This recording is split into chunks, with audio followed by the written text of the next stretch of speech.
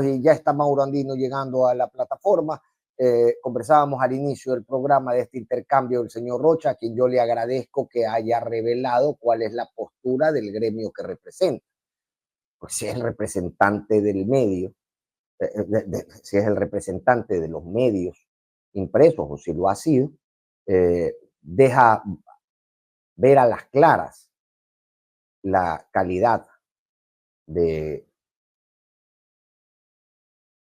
editorial que representa y la disposición de este grupo que debería estar llamado a informarnos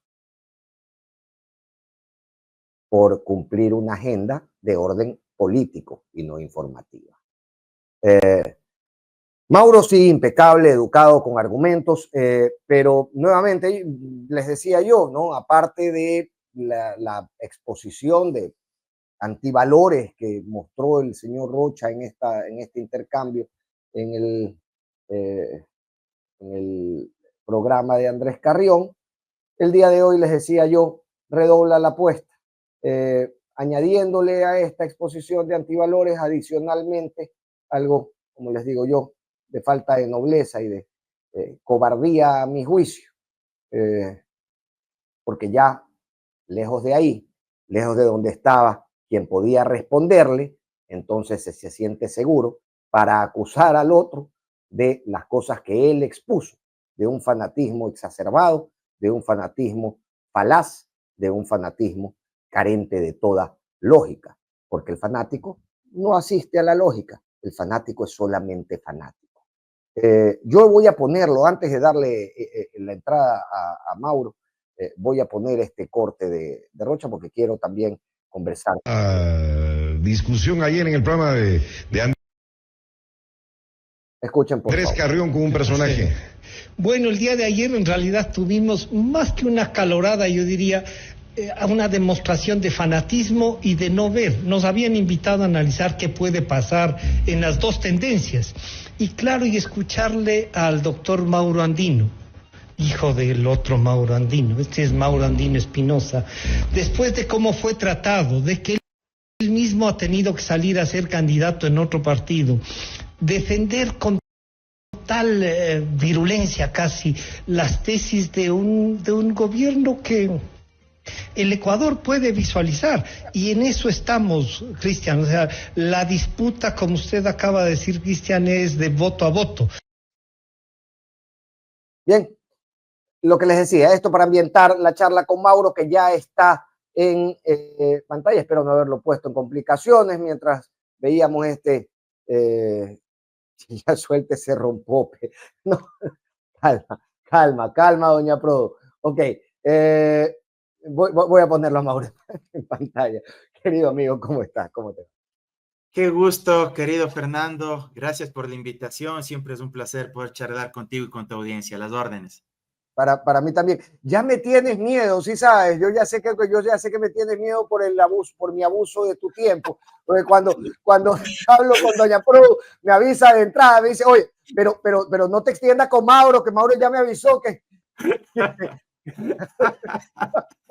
me has sacado una carcajada. Como la carcajada que me sacó Rocha el día domingo.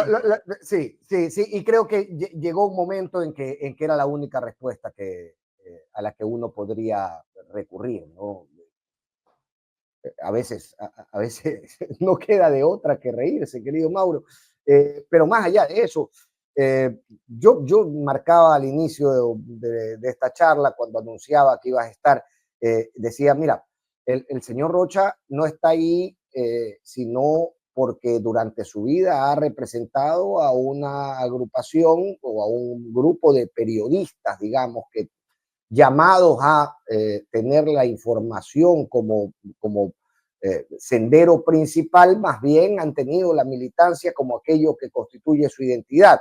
Y yo le agradecía al señor Rocha, decía, vea, muchas gracias por dejarnos ver lo que son.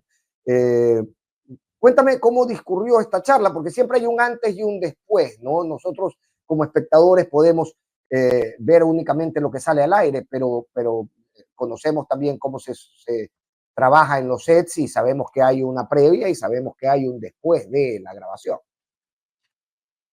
En un inicio le saludé, dicho sea de paso, también saludé con el ministro de la Gasca, a quien yo conocía desde la época de la Asamblea Nacional.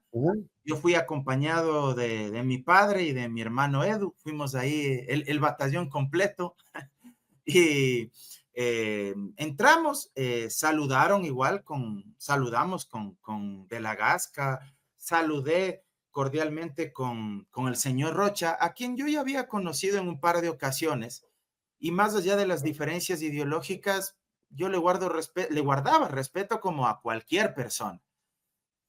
Empezó el debate, el país o la audiencia observaron lo que sucedió, el desenlace que tuvo, y al final nos despedimos tranquilamente. De hecho, yo incluso al final le dije que fue un buen debate y que se cuide, que estaba igual contento de lo que habíamos podido intercambiar, más allá de que teníamos posiciones absolutamente contrapuestas. El señor se despidió muy amablemente, también de mi padre, también de mi hermano, delante de Andrés Carrión, que él ha tenido la gentileza de invitarme varias veces al programa, y yo eso también soy muy grato y debo reconocerlo públicamente.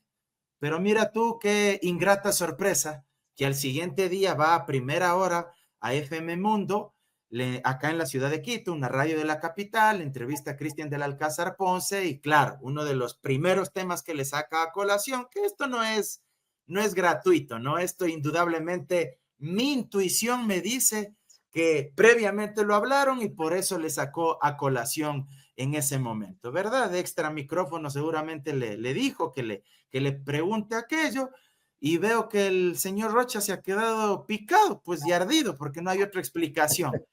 Al punto que me trata de fanático, de virulento, se mete con mi padre que de forma, digamos, sinuosa, insidiosa, que nada tenía que ver en el tema. ¿Por qué habría de mencionar hijo del otro Mauro Andino? Sí, Es como exactamente. era mi hijo del otro Fernando Ampuero. Sí, exactamente. De mi padre, y luego vengo yo. No venía al caso, no tenía sentido, pero ahí se nota, digamos, esa cizaña o ese afán por ser insidioso, sinuoso. Y claro, yo sí me molesté mucho, y el día de ayer le escribí en Twitter, yo hice ahí una publicación porque me pareció una actitud, la verdad, bastante miserable, ruin, baja, porque lo mismo que le dijo a Cristian del Alcázar Ponce, podía decirme a mí en la cara el momento que estábamos debatiendo, pues. Pero cuando estábamos debatiendo, ahí sí no dijo nada de eso, se despidió amablemente y no tuvo el valor ni la determinación suficiente para decirme lo que seguramente estaba sintiendo por dentro. Pero sí dijo algunas cosas durante el debate, Mauro, que revelan un poco las falencias de la construcción de argumentos en el debate político e ideológico en este país, porque se parten de verdades absolutas que no tienen ningún respaldo realmente, ningún asidero, ningún piso en la realidad, pero se construye a partir de tomarlas como ciertas, creando un ambiente bastante falaz a la hora de discutir y contra el que realmente es difícil enfrentarse, porque estamos observando el mundo desde posturas completamente distintas, ya no son perspectivas, son ciertamente como visiones de la realidad completamente distorsionadas justamente por efecto de construirlas sobre una base que no tiene ningún tipo de respaldo real, ¿no? Mira, yo en varios tramos del debate me quedaba sorprendido porque el único argumento del señor Rocha, y me atrevería a decir que de un buen número de analistas, de activistas, de periodistas de derecha y que son pro Noboa, son los mismos. Venezuela, Cuba, la dolarización y un discurso anticorreísta centrado en el expresidente Correa que, créeme, no les deja dormir, no les deja vivir en paz. Y por eso en un momento del debate yo le dije, la derecha no tiene proyecto de país, o sea, ¿qué le ofrecen a la gente? No hay una sola propuesta de política pública. Antes estuvo igual el ministro de Gobierno. ¿Qué alternativa viable planteó? ¿Cuál es el sueño compartido, el horizonte que nos ofrecen como sociedad? No tienen eso. Solo es el lenguaje y el discurso del miedo, del terror, de la revancha. El discurso de ellos es oponerse a Correa y meterle miedo a la gente con las muletillas de toda la vida. No hay una sola propuesta seria de política pública. Y cuando uno desmonta esos mitos, claro, se molestan, se sienten arrinconados, porque además están acostumbrados a que les digan todo sí, y a que les digan que está perfecto y que todo lo que dicen es una maravilla. Y cuando conceptualmente, con argumentos, les demostramos que están equivocados, entonces ahí les duele. Ahora, a partir justamente de esa realidad, nos va a pasar a otro set, al set donde el señor Prince,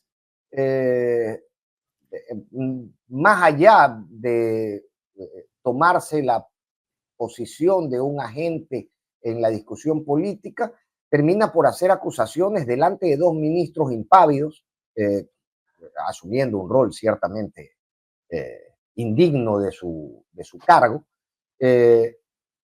por construir nuevamente o por abonar a la construcción de estas verdades absolutas a las que se abraza la derecha. Yo veía ayer también en alguno de los programas, perdóname que no me acuerde con precisión en este momento, decir, luego no vengan a quejarse cuando hagan lo que anunciaron de desdolarizar, ¿no? Y yo digo, pero ¿cuántas veces yo he escuchado que le han puesto en boca de Luisa González, porque realmente no hay ni siquiera necesidad de explicarlo, desde la lógica no habría, pero la han empujado a Luisa González a decir, oiga, no vamos a desdolarizar, dejen esta cantaleta, pero sigue siendo una verdad que ya anunció Luisa González. Entonces, pasémonos a este otro set que nuevamente crea un espacio para la construcción de esta posverdad, querido amigo. Efectivamente, se han buscado voceros y tal vez el más costoso es este ciudadano extranjero, Eric Prince, que es dueño de un ejército paramilitar, hay que decirlo por su nombre, un ejército paramilitar que recluta mercenarios, él mismo es una especie de mercenario internacional que en su momento fue juzgado por ejecutar a 17 civiles en Irak, en Bagdad, y de hecho luego fue indultado, me parece que en el gobierno de Donald Trump.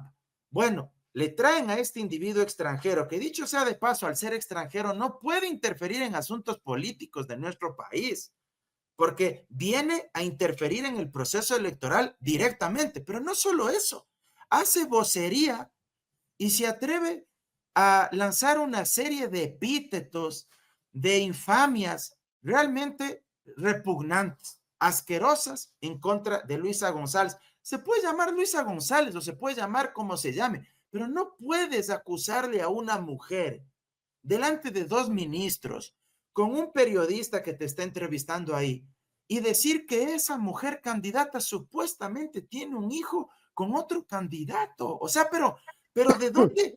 Pero ¿de dónde? O sea, de verdad que no sé qué tipo de dignidad, de honor, qué tipo de valores y de principios tiene esta gente. No solo el que lo dice, sino quienes auparon que vaya a decir eso y que permitieron, sin inmutarse, que diga lo que finalmente dijo. Te añado el detalle adicional, el señor Prince hace su ingreso como cualquier turista norteamericano, hasta donde tenemos conocimiento, es decir, no recibe una visa de trabajo, no está facultado para generar ningún acuerdo, no está facultado para firmar ningún contrato, adicionalmente, ciertamente que no está facultado para administrar recursos públicos o la propia fuerza pública. Absolutamente. Y es humillante para las Fuerzas Armadas y para la Policía Nacional. Yo me imagino que existirá inconformidad en determinados segmentos de la fuerza pública. Habrá muchos que están de acuerdo, principalmente quienes son los más allegados al poder político, al presidente Noboa, a su anillo de confianza. Pero habrá otros que realmente sentirán que esto es una afrenta, pues. O sea, un mercenario internacional viniendo a darles línea para ordenarles qué deben hacer, qué no deben hacer para monitorear el trabajo de ellos. Oigan, ¿cuánto será la factura que va a timbrar el señor Prince en nuestro país? ¿O alguien cree acaso que viene acá por amor a la patria, por amor a Ecuador, a Latinoamérica? Lo único seguro es que ese dinero nos cuesta a todos, porque dudo mucho que haya salido del bolsillo de Daniel Noboa. Y la otra cuestión que probablemente es certera es que si gana Noboa, Prince tendrá asegurada una millonaria consultoría, pues, so pretexto de que va a asesorar a nuestra fuerza pública. Y ese dinero que serviría más bien para fortalecer nuestras Fuerzas Armadas, nuestra policía, se la destina a un solo ciudadano extranjero que dirige un grupo paramilitar a nivel internacional. Oye, ayer conversaba con David Norero, que poníamos hace poco un corte, justamente cuando mencionábamos la situación migratoria, digamos, del señor Prince aquí, ¿no? Con visa de turista. Y nos planteábamos, entre otras cosas, este recurso, o discutíamos, conversábamos, entre otras cosas, de este recurso de declarar reserva de varias cosas que son de interés nacional para que no se conozcan, no se transparenten las motivaciones o las fórmulas contractuales que se manejan. ¿Cuál es tu opinión de este recurso tan utilizado por el gobierno nacional, tanto en el tema de chalecos como en algunos otros temas que más bien lucen para justificar persecuciones, como en el caso, lucen como un recurso para justificar persecuciones, como en el caso de Alondra Santiago? Mira, realmente el régimen hace de la mentira, del engaño, una política cotidiana. Y evidentemente tener el control de las instituciones también le permite perseguir adversarios, le permite exiliar periodistas, no solo el caso de Alondra Santiago, sino también el caso de Carol Noroña, vender determinados programas de televisión, como sucedió en el caso de María Sol Borja. Es decir, la concentración del poder ha elevado los niveles de arbitrariedad y abuso de Noboa y de sus acólitos en el régimen. Y por supuesto, este discurso belicista de guerra también les ha permitido inflamar de alguna manera en determinados momentos de su periodo cierto sentimiento patrio, entre comillas, es decir, usarlo como una herramienta discursiva para asumir que ellos son los defensores, los redentores, los salvadores de la patria, del territorio ecuatoriano, y que bajo ese argumento entonces están validados y justificados para hacer lo que les viene en gana. Y al mismo tiempo, eso también les ha servido para oscurecer, para hacer negocios más opacos desde el Estado.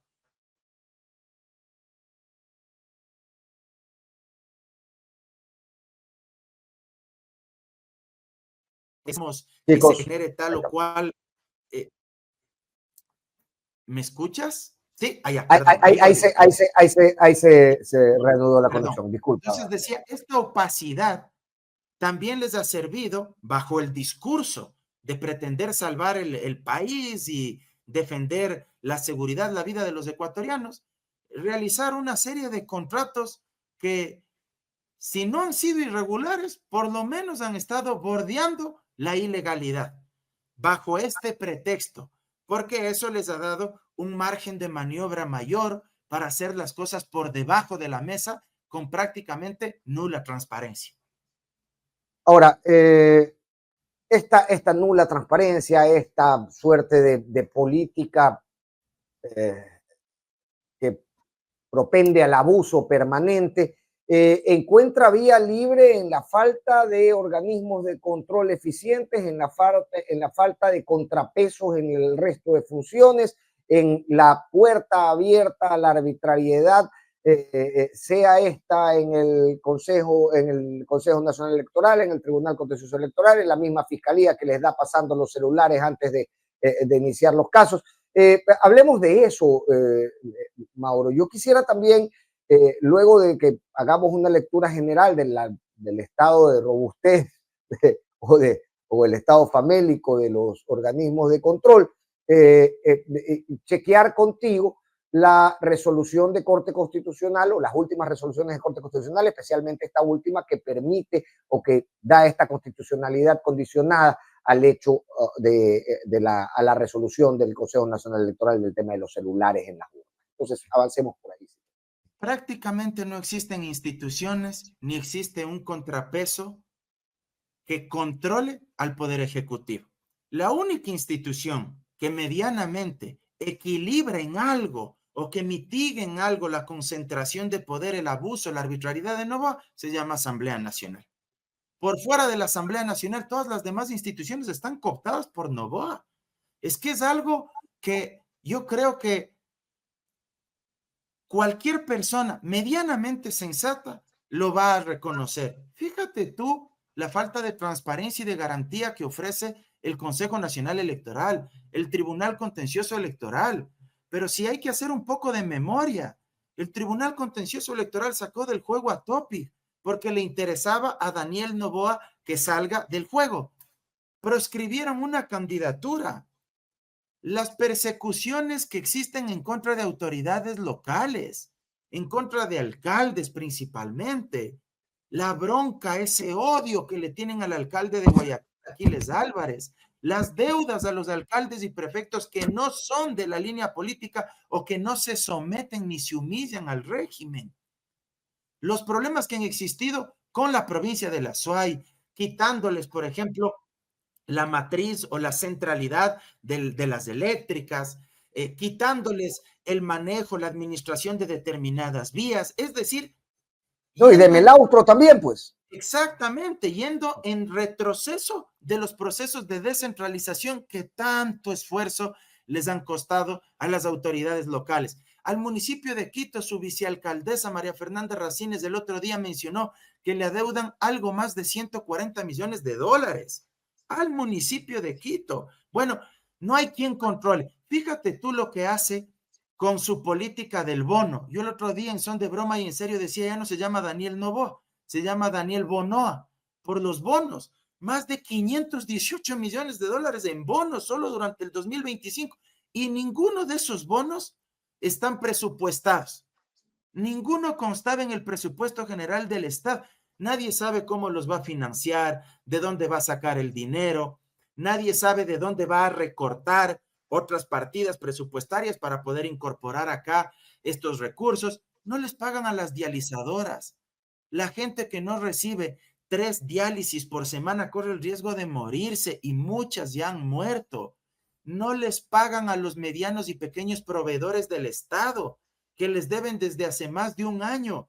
Han hecho plantones en la plataforma financiera afuera del Ministerio de Finanzas aquí en Quito y no les cancelan.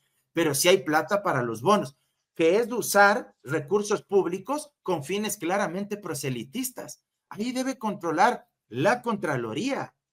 Debería investigarse desde la propia Asamblea, también fiscalizarse el uso doloso de los recursos públicos. Fíjate tú el viaje a Estados Unidos.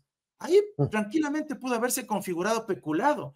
Él dice que no se gastó, que no fue una visita oficial. Ellos mismos lo reconocieron, que no fue un encuentro oficial con Trump. El decreto habla de un viaje oficial. De un viaje oficial y de una comitiva oficial y que cobrarían viáticos según lo que la normativa establezca para la canciller, para los guardaespaldas, en fin, para la seguridad presidencial. Para el fotógrafo que no tomó la foto, Mauro, porque la foto no es tomada por el fotógrafo que se lleva, es de un periodista de Miami. Entonces el fotógrafo ni siquiera lo llevaron al restaurante, al pobre hombre lo llevaron, fue a pasear nomás. No. Absolutamente. Entonces, solo ahí se puede configurar peculado, porque hubo un uso arbitrario de recursos públicos en beneficio propio. ¿Para qué? Para una actividad que claramente fue proselitista, política, porque fueron a tomarse una foto. Fueron a tomarse una foto. No hay instituciones. La Corte Constitucional, a mí me apena mucho decirlo. Yo varias veces he dicho, varios de los profesores que yo he tenido en posgrado en el campo del derecho son jueces o juezas de la Corte Constitucional, Pero tristemente hay que decirlo, la Corte Constitucional, que tal vez era el último recinto de mediana institucionalidad que le quedaba a este país, también ha caído sometida a los pies de Daniel Noboa, con una sentencia ambigua, ni chicha ni limonada, ni fría ni caliente respecto de los dispositivos móviles, de los celulares, para el día que ejerzamos nuestro derecho al sufragio. Y no va tanto el problema por si puedes o no tomar la foto. El problema es que están haciendo lo que les viene en gana. El Que se problema es están que vulneran tomando, nuestros derechos. que se están Eso es tomando el la problema. última trinchera, Mauro. ¿En qué situación nos deja eso? Estamos perdiendo la última de las banderas, estamos perdiendo la última de las trincheras. Yo lo decía en este espacio y conversando con la comunidad y decía, vean, los abogados, quienes tenemos una formación en el derecho, estamos acostumbrados a que cuando todo falla tenemos al menos en mente, ¿no? Nos surge natural pensar, bueno, ya llegará a Corte Constitucional, que tal vez resuelve tarde, pero recompone la cosa. Esa cuestión que nos surge tan naturalmente a los abogados parece no estarse poniendo en efecto hoy por hoy. Absolutamente. La Corte Constitucional es un órgano contramayoritario. ¿Qué significa esto? Que la Corte existe principalmente para tomar decisiones, incluso por encima de las decisiones que toman las autoridades de elección popular, que habiendo siendo elegidos mediante el voto de la mayoría, tampoco es que eso es un cheque en blanco para hacer lo que les viene en gana. Y si cruzan esa línea y sobre pretexto de tener legitimidad democrática y haber sido elegidos por una mayoría, hacen alguna barbaridad, entonces ahí aparece la Corte Constitucional para lanzar las líneas, los límites, para trazar la frontera de lo que no pueden rebasar esas autoridades de elección popular, sea asamblea, sea de pronto un alcalde, un prefecto, por el proceso que estuviera en curso y que conozca la Corte, o sea el presidente de la República, o fueran en este caso un órgano que ni siquiera tiene legitimidad democrática de origen, como el Consejo Nacional Electoral. A mí me dio mucha tristeza mirar que la Corte haya dicho que esta resolución administrativa del CNE es una resolución de tipo operativo. Ese fue el término, para tratar de lavarse las manos, para justificar que como el CNE tiene entre sus facultades de organizar, dirigir, vigilar y hacer funcionar el proceso electoral, entonces que esa resolución tenía un carácter meramente operativo. Pero en la misma sentencia se contradicen y la dejan sin piso.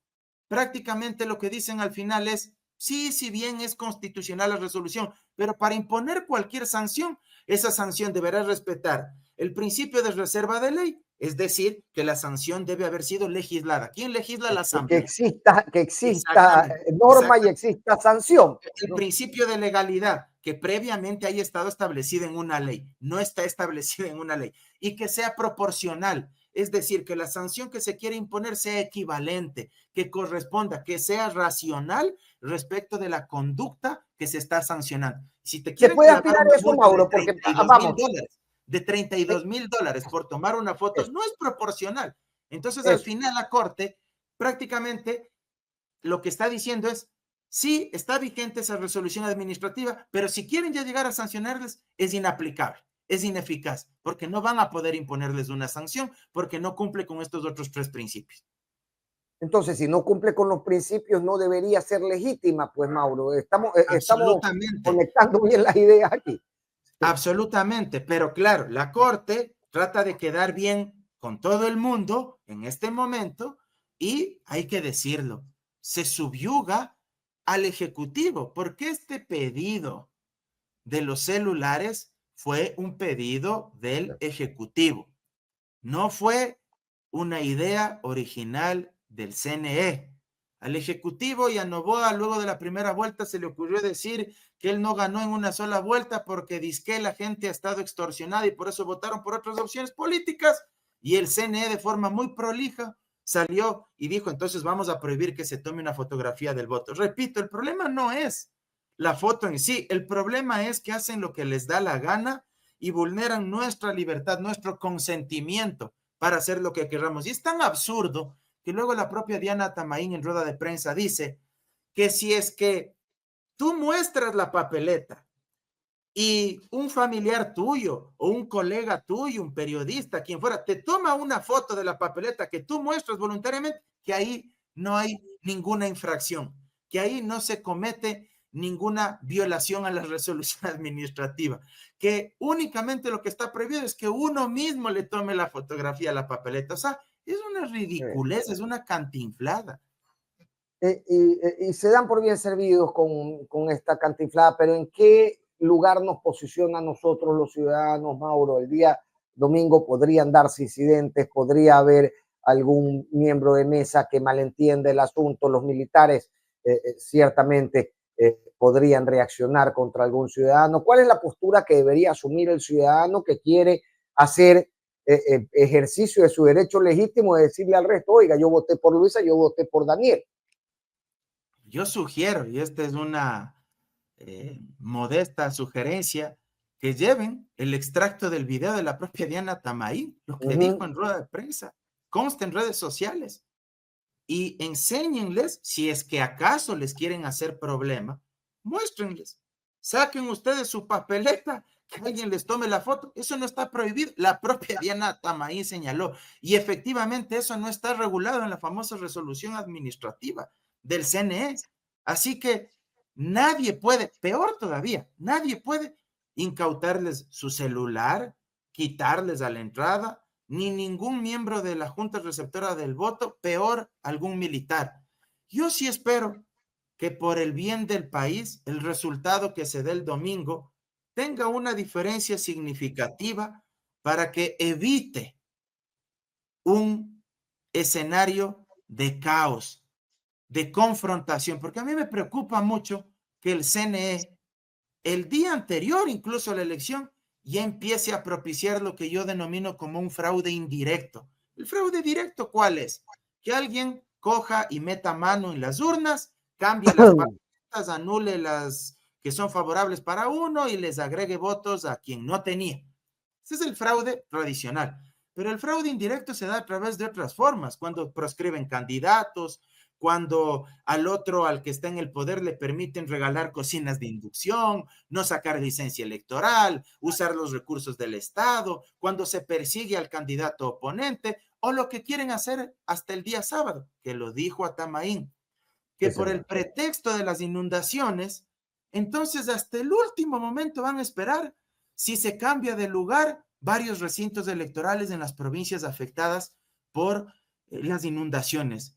Bueno, que una vez pónganle la banda más bien a Daniel Noboa, pues y digan que él es el que ganó, porque lo que quieren hacer es desmovilizar electores en las provincias donde es más fuerte electoralmente Luisa González, que exista ausentismo y evidentemente que eso le reste votos a ella. Como en la sierra tiene un voto más duro Noboa, entonces que ahí se pueda garantizar la brecha o la diferencia a favor del candidato presidente.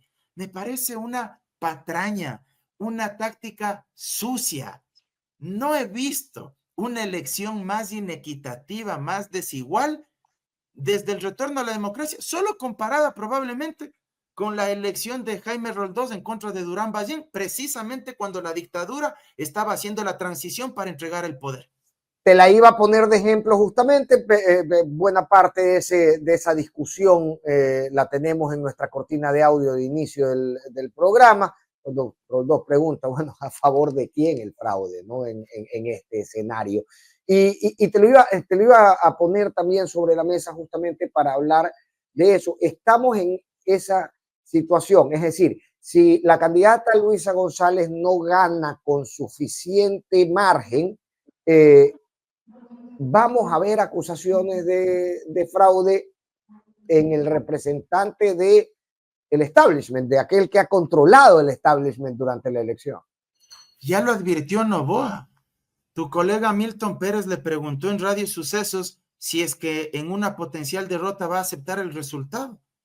Y guardó sus típicos silencios y con la parquedad que le caracteriza, terminó diciendo que reconocerá siempre que no existan indicios de algún tipo de irregularidad. O sea, ya abrió el paraguas, pues, ya advirtió. O sea, es impresionante cómo manipulan la democracia. Si yo gano, la democracia sirve. Si yo pierdo, entonces hay fraude. no hay honor, no hay dignidad de parte del otro lado. Y eso es grave, porque actúan como las ultraderechas han actuado a nivel global. Por eso se trepó a la camioneta de Donald Trump, no tanto porque Noboa sea pues un ilustrado y haya leído la doctrina de las ultraderechas a nivel regional o global, no tanto por eso, sino porque esas prácticas autoritarias de Trump, de Bolsonaro, de Milei, son las que de alguna manera están en boga en estos sectores más reaccionarios que capitalizan también el dolor, la indignación de la gente y se aprovechan para manipular a la opinión pública. Y claro, Noboa ya anticipa lo que probablemente suceda. Yo confío mucho en el control electoral que vaya a ser la estructura partidista de la Revolución Ciudadana. Ahí voy, Mauro. Permíteme tenerte ahí para allá no robarte más tiempo. Voy a eso. En los acuerdos a los que se ha llegado, acuerdos trabajados, acuerdos dificultados también en algún momento por el contexto, por las relaciones de cada una de sus agrupaciones, etcétera, pero que finalmente acuerdos a los que se ha arribado. ¿Existe algún tipo de aporte para control electoral en determinados sectores o en determinadas provincias? Cuéntame cómo se ha acordado eso. ¿Va a haber un aporte por parte de Pachacutic para este control? Tengo entendido que estaban conversando sobre esto. No me atrevería a darte una información oficial, pero de lo que me habían comentado parece que se estaba coordinando y articulando también en este sentido. Yo confío mucho en que se hará un trabajo muy prolijo. ¿Para qué? Para evitar precisamente este tipo de intervenciones fraudulentas. Y yo sí hago un llamado a la comunidad internacional para que estén atentos con todo lo que está pasando aquí en el país. No es una elección normal, no es una elección justa. Aquí se ha usado toda la maquinaria del Estado para favorecer al candidato presidente, el CNE, el Tribunal Contencioso Electoral, la Fiscalía, el Consejo de la Judicatura, las Fuerzas Armadas, la Policía Nacional, hasta algunos sacerdotes y miembros del clero han salido ya a respaldar abiertamente al gobierno nacional, o sea, sin empacho. O sea, es toda la maquinaria del Estado a favor del candidato presidente y botando la casa por la ventana, usando recursos públicos. Es la campaña más desigual que yo recuerde. No hay registro alguno de una campaña tan desigual como la que estamos viviendo.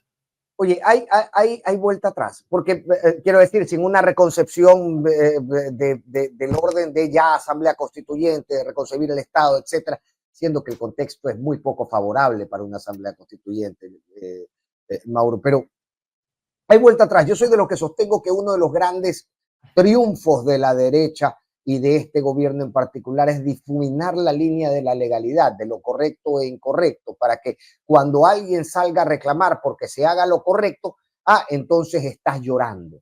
Entonces, sí, llora tú y con algún calificativo por ahí, ¿no? Entonces, existe vuelta atrás de esto, ya cuando se ha barrido la línea que separa lo correcto y lo incorrecto, lo legal y de lo ilegal. Lo que pasa es que el régimen hace de la mentira y del lenguaje del sabotaje un discurso público. Y eso también hay que tomarlo en consideración. Y muchas de las veces estas mentiras son replicadas por muchos periodistas, por muchos analistas, por muchos activistas. Hoy, con el auge de las nuevas tecnologías, y esto lo ha entendido bastante bien, pero de manera perversa el régimen, mienten sin ningún tipo de empacho. El propio Noboa ha mentido en innumerables ocasiones cuando se ha hecho fact-checking sobre sus declaraciones, sobre las cifras que ha entregado. Uno contrasta y encuentra que hay una serie de mentiras. ¿Hay algún problema? Sabotaje. ¿Hay algo que les sale equivocado? Sabotaje. No tienen empacho alguno. Y claro, esto distorsiona el régimen democrático. Esto también inocula la semilla del odio, de la confrontación en la mente de los electores. Pero repito, yo aspiro que el día domingo tengamos un control electoral desde las izquierdas, desde los progresismos, que garantice un resultado absolutamente transparente, pero que estemos también vigilantes los ciudadanos, que ejerzamos nuestro derecho con dignidad, con altivez, porque es inaudito todas las trabas que se han intentado poner para favorecer al presidente candidato. Bien, Mauro, mi abrazo, mi aprecio de siempre, querido amigo. Oye, el domingo, si no te llamo para conectarnos, te llamo para conversar, hermano. Está Así bien, que perfecto, estate hermano pila querido. con eso. Quedo atento. Te envío un abrazo Un enorme y fuerte siempre un abrazo. placer poder conversar contigo y tu audiencia. Abrazo enorme, amigo. Siempre, Chao. siempre para mí Chao, es Ñaño. lo mismo, querido amigo. Chao.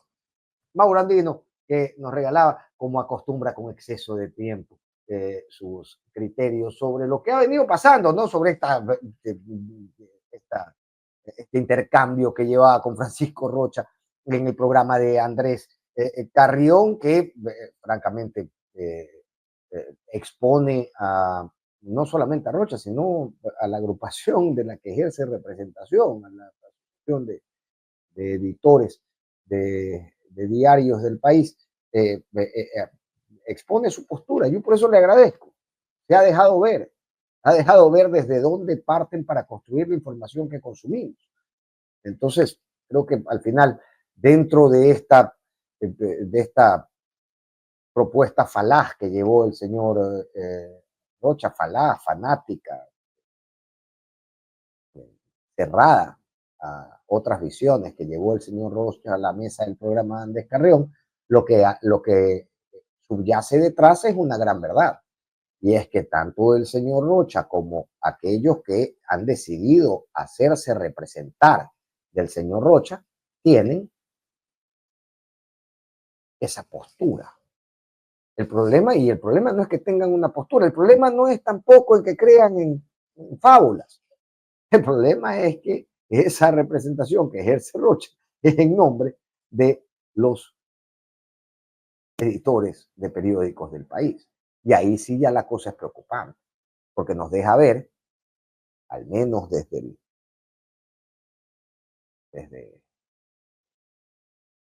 deja entrever que ha habido una política o una disposición a falsear la verdad en la información que se nos ha venido entregando, no de ahora, estos son personajes de larga data en la escena nacional.